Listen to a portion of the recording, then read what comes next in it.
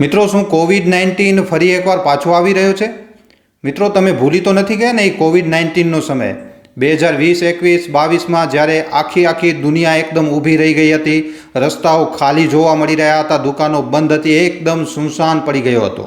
હોસ્પિટલોમાં ચીખ પુકાર સંભળાઈ રહી હતી, સ્કૂલો એકદમ બંધ થઈ ચૂક્યા હતા.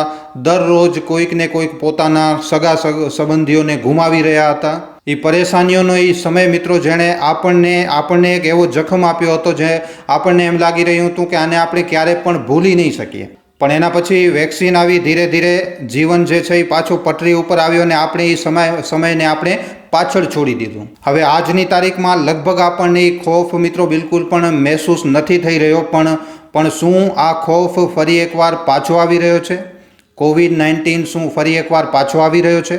કારણ કે મિત્રો, સિંગાપુરથી લઈ અને હોંગકોંગમાં કોવિડ-19ના મામલા જે છે એ લગાતાર ફરી એકવાર વધી રહ્યા છે. એવું તો નથી લાગી રહ્યું કે એ સમય પાછો આવી રહ્યો છે જ્યારે ફરી એકવાર આપણે ખોફમાં જીવન જીવશું આ દુનિયામાં? ફરી એકવાર લોકડાઉન લાગશે, ફરી એકવાર કોરોનાના ઝડપથી કેસ વધવા લાગશે. એ સમય જ્યારે મિત્રો આપણા મોઢા ઉપર માસ્ક હતો, લોકડાઉન લાગેલો હતો, આપણે સેનેટાઈઝરનો ઉપયોગ કરી રહ્યા હતા, આપણે સોશિયલ ડિસ્ટન્સિંગ રાખી રહ્યા હતા. આ સમય ફરી એકવાર પાછો આવવાનો છે શું કોવિડ ફરી એકવાર પાછો આવી રહ્યો છે?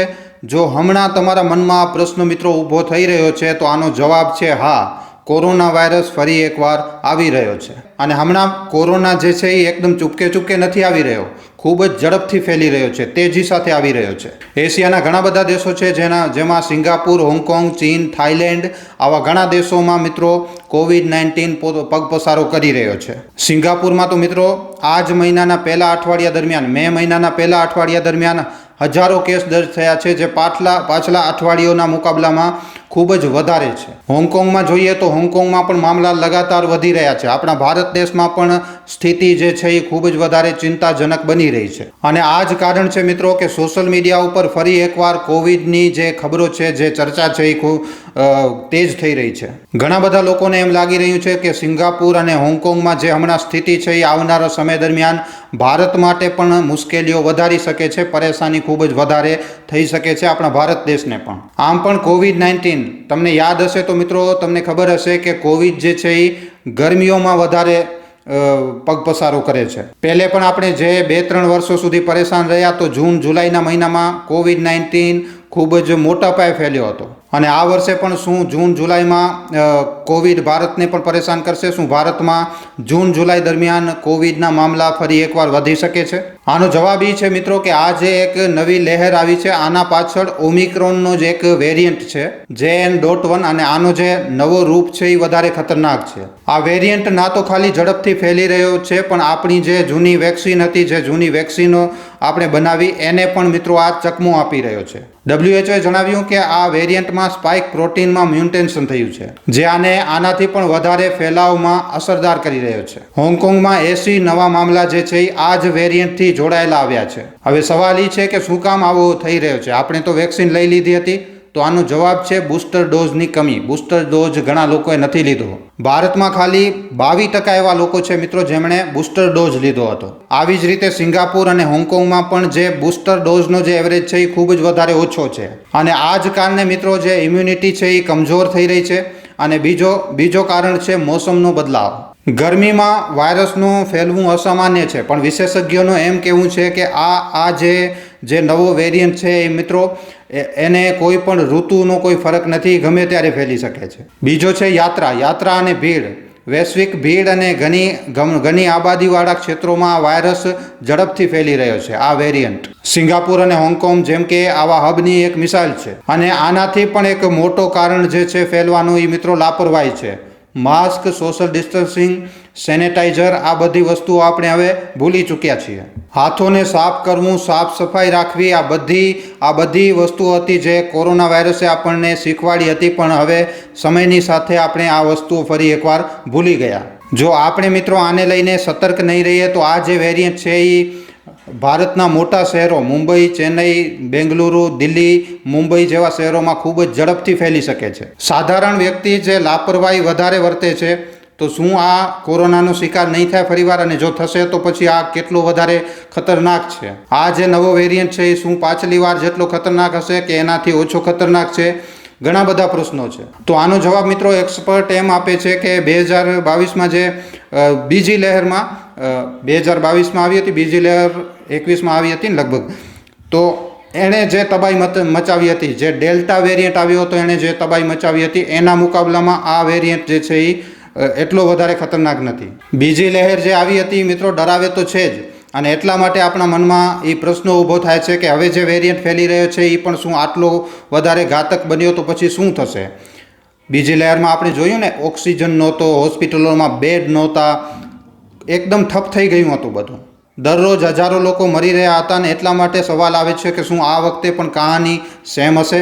હમણાં સુધી એક્સપર્ટ એમ જણાવી રહ્યા છે કે આ જે વેરિયન્ટ છે યાર એટલો ખતરનાક નથી જેટલો કે બીજી લહેરનો વેરિયન્ટ ખતરનાક હતો, ડેલ્ટા વેરિયન્ટ. ભારતમાં 257 સક્રિય મામલા હાલમાં છે, પણ સ્થિતિ એટલી પણ વધારે ચિંતાજનક નથી. હવે અહીંયા સવાલ એ ઊભો થાય છે કે શું COVID-19 હંમેશા આવી જ રીતે રિપીટ થતો રહેશે? તો આનો જવાબ છે હા મિત્રો. જ્યારે કોરોના વાયરસ આવ્યો હતો અને એની વેક્સિન બની હતી ત્યારે જ ઘણા એક્સપર્ટોએ એમ કહી દીધું હતું કે કોરોના હંમેશા માટે આપણા જીવનનો હવે એક હિસ્સો બની ગયો છે. આ હવે હંમેશા સમય ઉપર પોતાનો પગ પસારતો રહે છે. મતલબ કે આજના સમયમાં COVID-19 હવે એક આપણા માટે એક પરમાનન્ટ હકીકત બની ચૂક્યું છે. જે એક્સપર્ટ છે એ જણાવે છે કે આ જે વાયરસ છે એ હવે ફ્લૂની જેમ રહેશે. સમય ઉપર આ એક નવા વેરિયન્ટની સાથે પાછો આવશે અને ફરીવાર લોકોને પોતાની ચપેટમાં લેતો રહેશે. WHOએ પણ 2023માં ચેતવણી આપી હતી કે કોવિડ જે છે એ ક્યારે પણ પૂરી રીતે ખતમ નહીં થાય, આના નવા વેરિયન્ટ લગાતાર આવતા રહેશે. હવે મિત્રો અહીંયા ગરમીમાં, કારણ કે ગરમીમાં આ ફેલી રહ્યો છે, તો આનો મતલબ એવો થાય છે કે આવનારા 2-3 મહિના સુધી આપણને આના ઉપર સાવધાની રાખવાની જરૂર તો છે જ. કોરોના હવે એવું થઈ ગયું છે કે લગભગ આ દર વર્ષે આવી શકે છે, પણ આનો પ્રભાવ ઓછો હશે.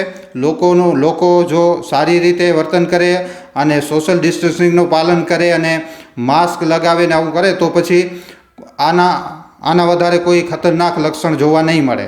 આ હવે વેરિયન્ટની સાથે કમજોર પડતો જઈ રહ્યો છે. હવે એ સવાલ કે શું લોકડાઉન લાગશે?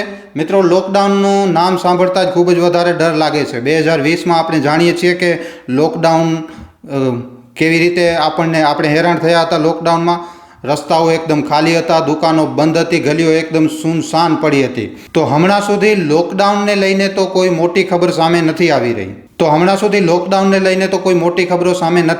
કોઈ પણ એક્સપર્ટ એમ નથી જણાવી રહ્યું કે આના લીધે ફરી એકવાર લોકડાઉન લાગી શકશે.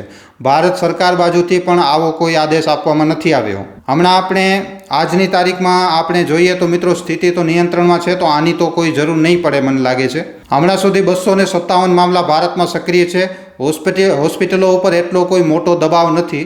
સિંગાપુર અને હોંગકોંગે પણ લોકડાઉનની જગ્યાએ ખાલી માસ્કને પરમાનન્ટ હિસ્સો બનાવવાનું કહ્યું છે. બાકી લોકડાઉન જેવી તો વાત હમણાં કોઈ લાગતી નથી. પણ મિત્રો, જેમ કે આપણે કહ્યું કે અમુક કોન્ટેક્સમાં લોકડાઉન થઈ શકે છે.